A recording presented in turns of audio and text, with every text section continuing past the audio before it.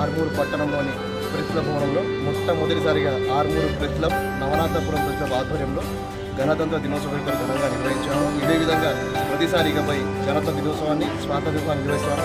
ఇక్కడ పాల్గొన్న జర్నలిస్ట్ మిత్రులందరికీ ధన్యవాదాలు తెలుపుకుంటూ ప్రతి ఒక్కరికి గణతంత్ర దినోత్సవ శుభాకాంక్షలు.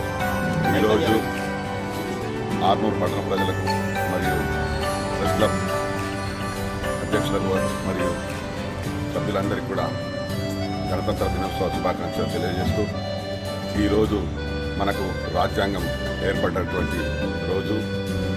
1956లో ఈ రాజ్యాంగం ఏర్పడ్డ రోజు కాబట్టి దాని ద్వారా మనం గణతంత్ర దినోత్సవాన్ని జరుపుకుంటున్నాము.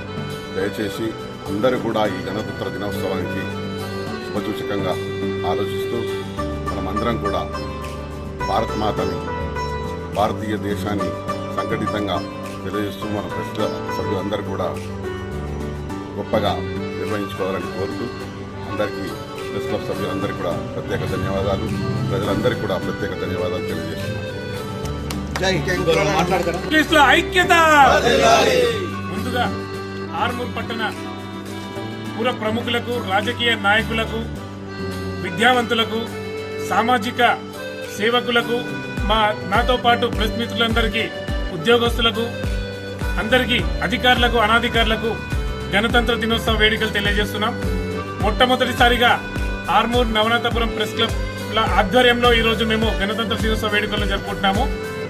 స్వాతంత్రం వచ్చిన తర్వాత భారత రాజ్యాంగాన్ని అమలు పరిచిన రోజుగా గణతంత్ర దినోత్సవాన్ని జనవరి 26న జరుపుకోవడం మన భారతదేశ సాంప్రదాయం. అందులో భాగంగా ఈరోజు గణతంత్ర దినోత్సవాన్ని జరుపుకొని అందరికీ గణతంత్ర దినోత్సవ శుభాకాంక్షలు తెలియజేస్తూ, రానున్న రోజుల్లో కూడా ప్రతి గణతంత్ర దినోత్సవాన్ని, స్వాతంత్ర దినోత్సవాన్ని Armur press club, Navanathapuram press club ఆధ్వర్యంలో ఘనంగా నిర్వహించుకుంటామని చెప్పేసి తెలియజేస్తూ మరోసారికి అందరికీ గణతంత్ర దినోత్సవ శుభాకాంక్షలు.